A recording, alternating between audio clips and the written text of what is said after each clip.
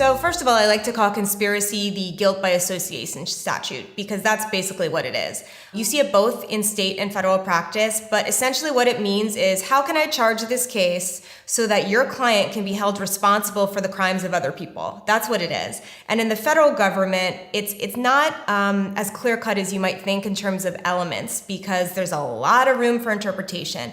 But the basics of conspiracy are that one individual, your client, unfortunately, agreed with at least one other person to commit some acts in furtherance of a crime. And the problem is, where are the limits here? How can you be held accountable for somebody else's crimes if you didn't have knowledge? Or more often what I see is the prosecution will say, you either should have known that this additional crime was going to happen, or it was reasonably foreseeable. And because this is all very ambiguous, I'm going to give a more concrete example.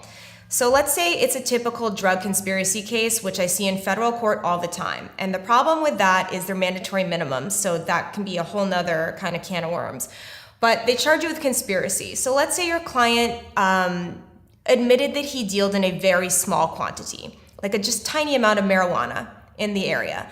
So then they're going to say, okay, but you conspired with this other guy who was a known drug dealer, who would deal in very large quantities, who one day took out a gun and shot somebody when he was making that deal. All of a sudden, you're on the hook for murder. You're no longer just a small level drug dealer. So they're going to say, well, conspiracy to commit murder, it was reasonably foreseeable when you started dealing drugs with this known drug dealer that known drug dealers carry weapons and somebody could get killed. And so you can see the liability keeps getting extended and extended, and maybe your client has a small part in whatever that conspiracy was, but it was limited. And the problem is the law allows for liability to keep being extended, and all of a sudden this small level drug dealer is looking at a murder rap.